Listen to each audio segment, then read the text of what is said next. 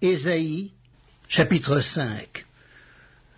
Je chanterai à mon bien-aimé le cantique de mon bien-aimé sur sa vigne. Mon bien-aimé avait une vigne sur un coteau fertile.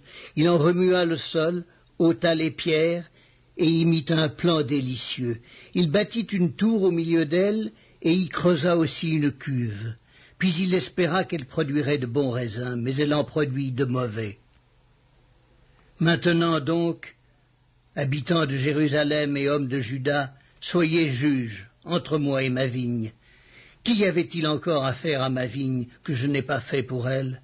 Pourquoi, quand j'ai espéré qu'elle produirait de bons raisins, en a-t-elle produit de mauvais?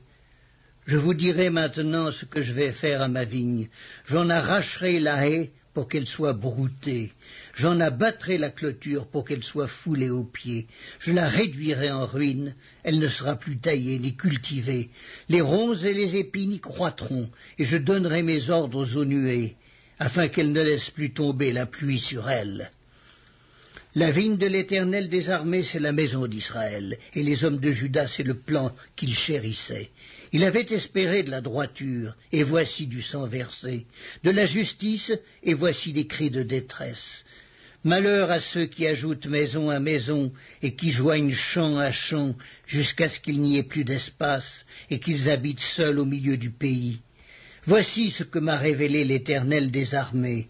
Certainement ces maisons nombreuses seront dévastées, ces grandes et belles maisons n'auront plus d'habitants.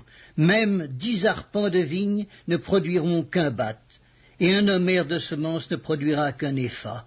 Malheur à ceux qui, de bon matin, courent après les boissons enivrantes, et qui, bien avant dans la nuit, sont échauffés par le vin.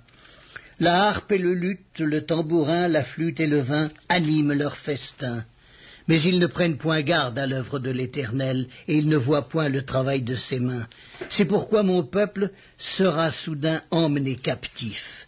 Sa noblesse mourra de faim, et sa multitude sera desséchée par la soif. C'est pourquoi le séjour des morts ouvre sa bouche, élargit sa gueule outre mesure. Alors descendent la magnificence et la richesse de Sion, et sa foule bruyante et joyeuse.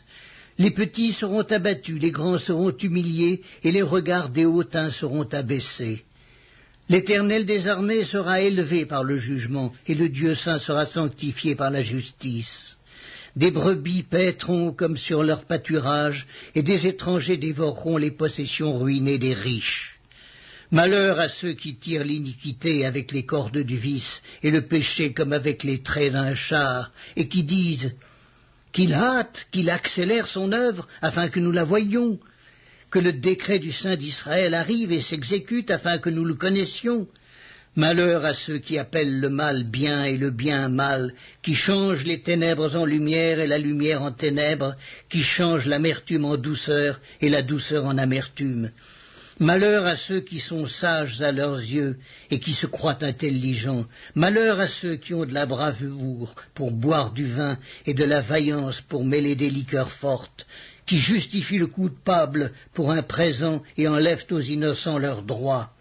C'est pourquoi, comme une langue de feu dévore le chaume et comme la flamme consume l'herbe sèche, ainsi leur racine sera comme de la pourriture et leur fleur se dissipera comme de la poussière. Car ils ont dédaigné la loi de l'Éternel des armées, et ils ont méprisé la parole du Saint d'Israël. C'est pourquoi la colère de l'Éternel s'enflamme contre son peuple. Il étend sa main sur lui et il le frappe. Les montagnes s'ébranlent, et les cadavres sont comme des balayures au milieu des rues. Malgré tout cela, sa colère ne s'apaise point, et sa main est encore étendue.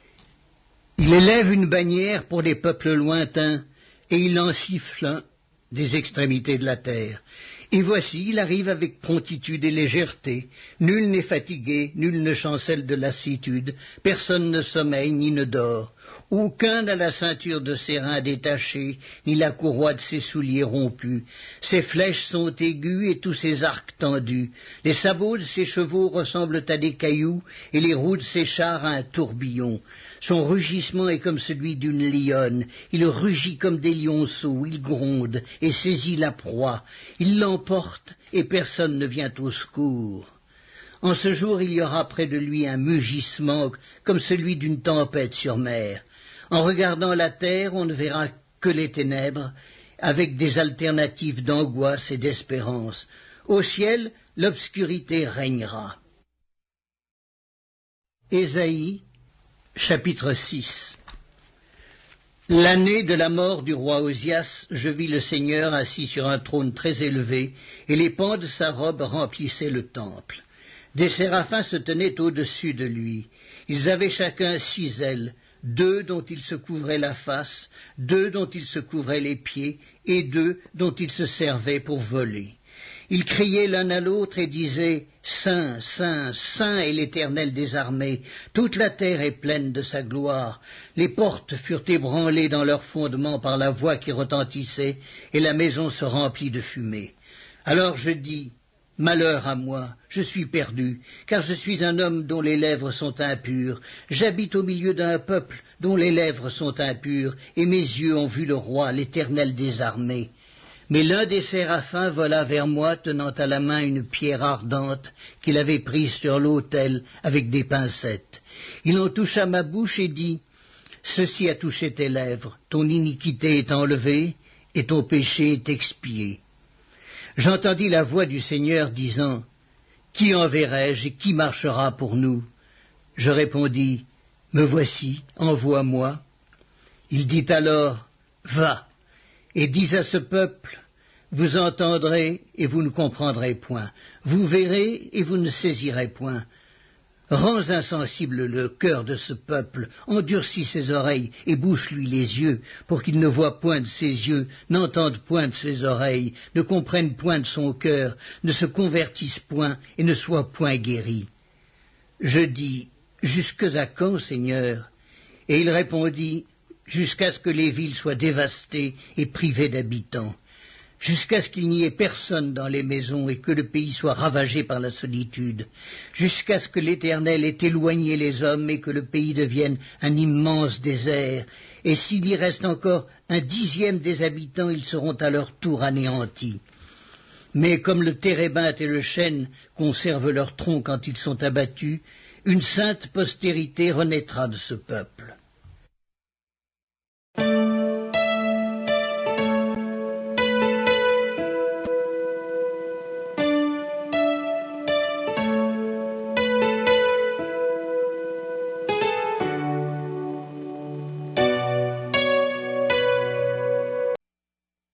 L'épître de Paul aux Romains, chapitre 1.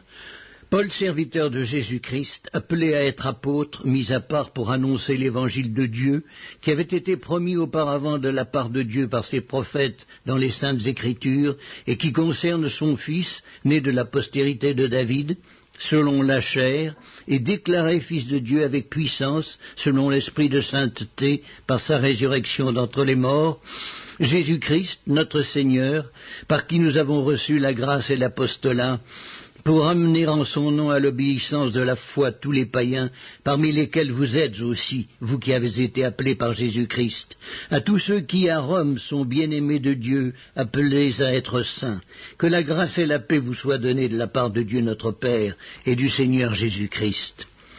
Je rends d'abord grâce à mon Dieu par Jésus-Christ, au sujet de vous tous, de ce que votre foi est renommée dans le monde entier.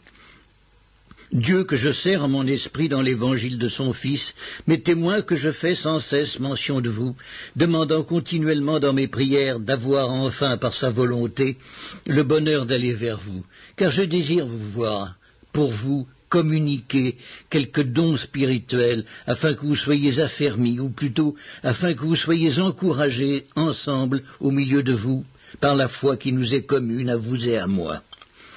Je ne veux pas vous laisser ignorer, frères, que j'ai souvent formé le projet d'aller vous voir, afin de recueillir quelques fruits parmi vous, comme parmi les autres nations, mais j'en ai été empêché jusqu'ici. Je me dois aux Grecs et aux barbares, aux savants et aux ignorants. Ainsi j'ai un vif désir de vous annoncer aussi l'Évangile, à vous qui êtes à Rome. Car je n'ai point honte de l'Évangile. C'est une puissance de Dieu pour le salut de quiconque croit, du juif premièrement, puis du grec, parce qu'en lui est révélée la justice de Dieu par la foi et pour la foi. Selon qu'il est écrit, le juste vivra par la foi.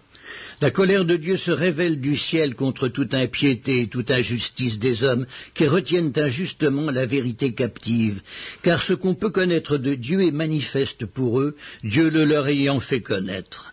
En effet, les perfections invisibles de Dieu, sa puissance éternelle et sa divinité, se voient comme à l'œil depuis la création du monde, quand on les considère dans ses ouvrages. Ils sont donc inexcusables, puisqu'ayant connu Dieu, ils ne l'ont point glorifié comme Dieu, et ne lui ont point rendu grâce. Mais ils se sont égarés dans leurs pensées, et leur cœur sans intelligence a été plongé dans les ténèbres. Se vantant d'être sages, ils sont devenus fous, et ils ont changé la gloire du Dieu incorruptible en image représentant l'homme corruptible, des oiseaux, des quadrupèdes et des reptiles.